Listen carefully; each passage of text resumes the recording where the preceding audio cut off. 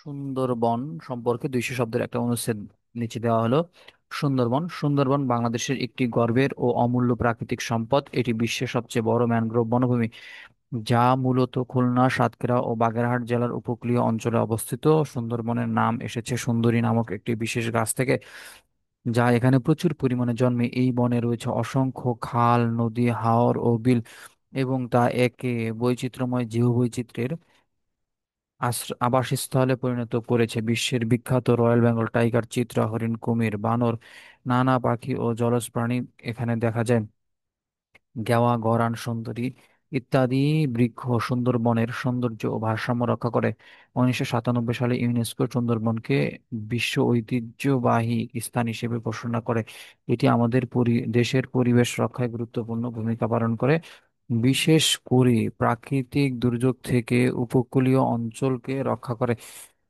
পর্যটকদের কাছেও সুন্দরবনের একটি আকর্ষণীয় স্থান।